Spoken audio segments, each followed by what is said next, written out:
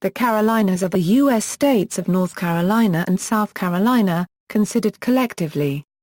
Combining North Carolina's population of 9,848,060 and South Carolina's of 4,774,839, the Carolinas have a population of 14,622,899 as of 2013.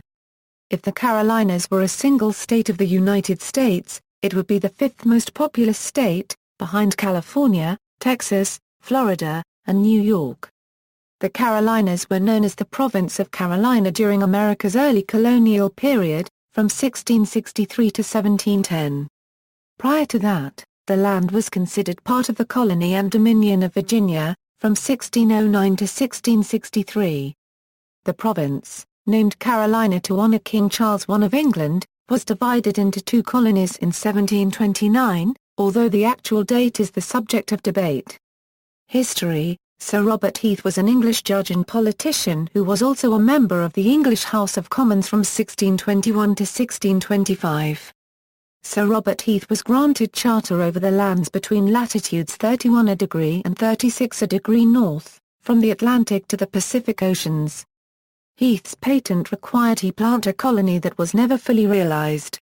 The 1663 charter granted the Lords Proprietor title to all of the land from the southern border of the colony of Virginia at 36° north to 31° north. In 1665, the charter was revised slightly, with the northerly boundary extended to 36° 30' north to include the lands of the Albemarle settlements along the Albemarle Sound who had left the colony of Virginia. Likewise, the southern boundary was moved south to 29° north, just south of present-day Daytona Beach, Florida, which had the effect of including the existing Spanish settlement at St. Augustine. The charter also granted all the land, between these northerly and southerly bounds, from the Atlantic Ocean, westward to the shores of the Pacific Ocean. The Charter of 1663 chartered the territory as an English proprietary colony assigning rights to 8 English noblemen. These noblemen are known as the Lords Proprietors of Carolina, forming the Province of Carolina. George Monk, 1st Duke of Albemarle, Edward Hyde, 1st Earl of Clarendon, John Berkeley, 1st Baron Berkeley of Stratton, William Craven, 1st Earl of Craven, Sir George Carteret, Sir William Berkeley, Sir John Colleton, 1st Baronet, Anthony Ashley Cooper, 1st Earl of Shaftesbury. Between 1663 and 1729 there were many disagreements relating to defence, governance and the difference between the two differing agrarian styles employed by the inhabitants of the colony of Virginia and that practiced by the planters arriving to Charlestown from the West Indies and Barbados. In 1729 the province of Carolina was divided when the descendants of 7 of the 8 Lords Proprietors sold their shares back to the Crown. Only the heirs of Sir George Carteret retained their original rights to what would become the Granville District. Both the province of North Carolina and the province of South Carolina became English Crown colonies in 1729. A section. Culture. The culture of the Carolinas is a distinct subset of larger Southern culture. Notably, the coastal Carolina region was settled by Europeans over a century before the inland regions of the South, and was influenced by the culture of the Caribbean, especially Barbados. Many of the early governors during the Unified period were Barbadians. Though the two states both form part of the South, there are historically a number of significant differences in the settlement patterns, political development, and economic growth of the two states. For example, during the Civil War, SC was the first Southern state to secede from the Union, while MC was the last state to secede. During the war, SC was generally one of the strongest supporters of the Confederacy. Many North Carolinians, however, refused to support the Confederacy at all. They either remained neutral or covertly supported the Union during the war. NC's Civil War governor, Zebulon Vance, was an outspoken critic of Confederate President Jefferson Davis and frequently refused to obey Davis's orders for reinforcements and supplies. Vance insisted the soldiers and supplies were needed in NC. Politics. During most of the 20th century, SC was a bastion of the solid Democratic South with almost no Republican office holders, and the state frequently elected politicians who were outspoken supporters of racial segregation. NC, while mostly Democratic, contained a large Republican minority. The state voted Republican in the presidential election of 1928 and elected several Republican congressmen, governors, and senators from 1868 to 1928 to and NC was widely known as one of the more progressive Southern states on the issue of segregation and civil rights. In 1947, the famous journalist John Gunter wrote, that North Carolina is by a good deal the most progressive Southern state will, I imagine, be agreed to by almost everybody. On the other hand, he described South Carolina as one of the poorest American states, and probably one of the balkiest.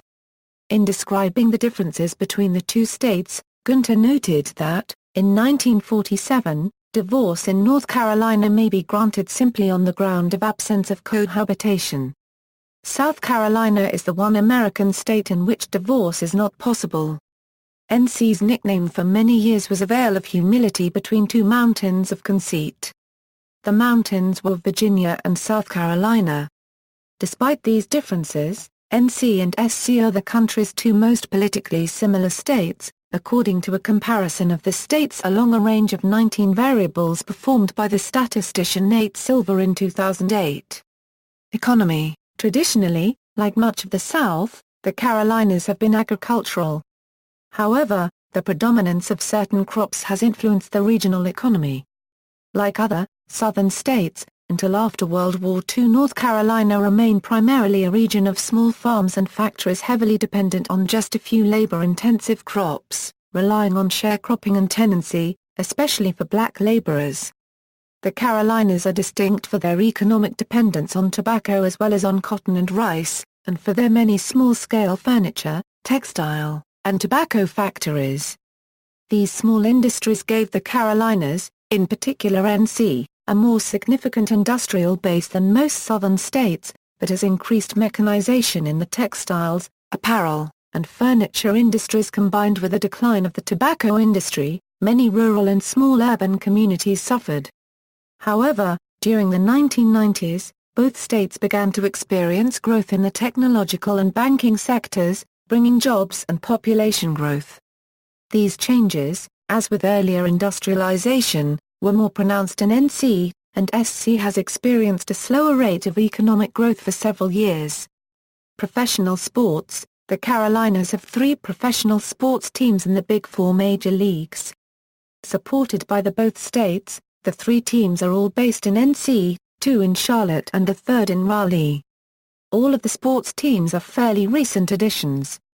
The oldest team, the NFL's Panthers, was established in 1995, while the youngest, the Hornets, was added to the NBA in 2004 as the Charlotte Bobcats, although a prior NBA team also named the Hornets played in Charlotte from 1988 before leaving for New Orleans in 2002. The Bobcats were renamed the Hornets in May 2014, one season after the former New Orleans Hornets decided to rebrand themselves as the Pelicans. Of all the teams, the Hurricanes are the most successful, being the only team with a championship.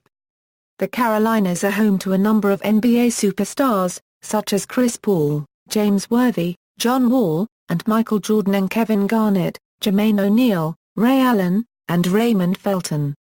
6 of these players are All-Stars, 4 are NBA champions, and John Wall and James Worthy were the number 1 draft picks in the 2010 NBA draft and 1982 NBA draft, respectively.